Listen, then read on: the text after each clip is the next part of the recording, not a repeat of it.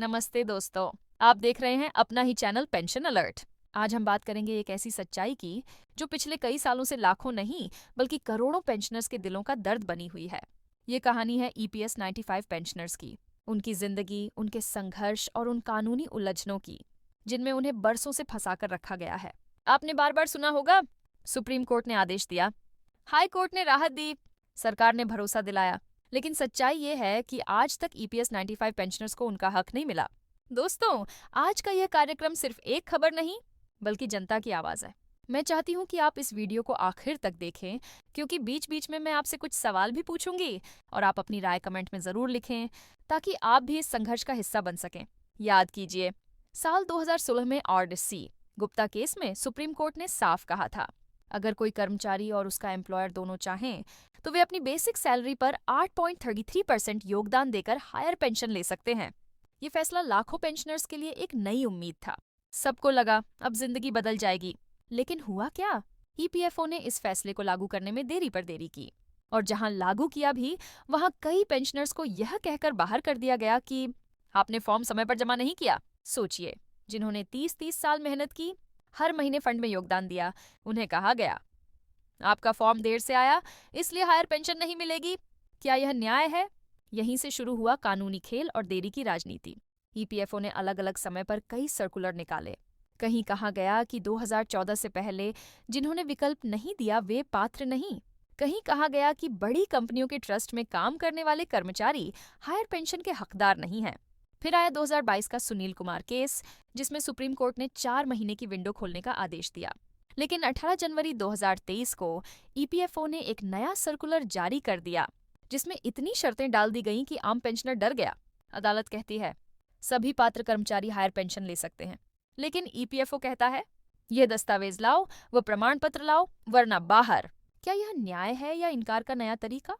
दोस्तों, देश में लगभग 78 लाख ईपीएस 95 पेंशनर्स हैं और औसतन उन्हें सिर्फ 837 महीना पेंशन मिलती है। सोचिए, क्या एक बुजुर्ग दंपत्ति इस रकम में गुजारा कर सकता है? क्या वे दवाइयाँ खरीद सकते हैं? क्या बिजली पानी और रोजमर्रा के खर्च पूरे कर सकते हैं? इसीलिए ये पेंशनर्स बार बार दिल्ली आते हैं, जंतर मंत्र पर धरना देते हैं, नेशनल एजुटेशन कमेटी एनएसी के बैनर तले भूख हड़ताल करते हैं। कमांडर अशोक राउत और उनकी टीम लगातार मंत्रियों से मिलती है, लेकिन नतीजा सिर्फ वादे, कोई ठोस कदम नहीं। ये लड़ाई सिर्फ सुप्रीम कोर्ट में नहीं बल्कि देश के कई हाई कोर्ट्स में भी लड़ी जा रही है। केरल, राजस्थान और अब मद्रास हाई कोर्ट सभी ने पेंशनर्स के पक्ष में फैसले दिए, लेकिन हर बार ईपीएफओ या तो अपील कर देता है या नया सर्कुलर जारी कर देता है। न्यायालयों के फैसले कागजों में दब जाते हैं और पेंशनर्स की तकलीफें बढ़ती जाती हैं। असल समस्या क्या है? सिर्फ एक शब्द, पैसा। ईपीएफओ के पास लाखों करोड़ रुपए का फंड है। ये पैसा सरकार अलग अलग जगहों पर लगाती है, government bond, corporate bond, infrastructure projects, stock market, जहां से करोड़ों का मुनाफा कमाया जाता है। तो सवाल यह है, जब इतना मुनाफा है तो पेंशनर्स को RS 7500 प्लस डीए क्यों नहीं दिया जा सकता? क्या ये पैसा सरकार या ईपीएफओ का है? नहीं, ये उन मेहनतकश लोगों का खून पसीना है। सरकार को डर है कि अगर सबको हायर पेंशन दे दी गई तो खर्च बढ़ जाएगा, लेकिन यही सरकार जब बड़े कॉर्पोरेट्स के हजारों करोड़ के कर्ज माफ करती है तब कोई वित्तीय संकट नहीं दिखता। दोस्तों, क्या आपको लगता है कि ईपीएफओ जानबूझकर पेंशनर्स को उलझा रहा है ताकि वे अपने हक से वंचित रहें? कमेंट में जरूर लिखें, हाँ या नहीं। 2 सितंबर 2025 को मद्रास हाई कोर्ट ने बीएचईएल त्रिची के रिटायर्ड कर्मचारियों के पक्ष में फैसला दिया। कहा, ट्रस्ट रूल्स का बहाना बनाकर किसी का हक नहीं छीना जा सकता। लेकिन सरकार और ईपीएफओ हर बार नया बहाना ढूंढ लेते हैं। कभी कहते हैं दस्तावेज अधूरे हैं, कभी ट्रस्ट अनुमति नहीं देता, कभी वित्तीय बोझ ज्यादा है। असल में ये सब डिले टैक्टिक्स हैं ताकि समय बीतता जाए और पेंशनर्स एक एक करके दुनिया छोड़ दें। रिपोर्ट्स के मुताबिक हर दिन लगभग 200 से 250 पेंशनर्स इस दुनिया को अलविदा कह रहे हैं। सोचिए, जिनके लिए यह पेंशन बढ़नी थी वे अब नहीं रहे। क्या सरकार इसी का इंतजार कर रही है कि जितने पेंशनर्स कम होंगे उतना बोझ घटेगा? क्या यह इंसानियत है?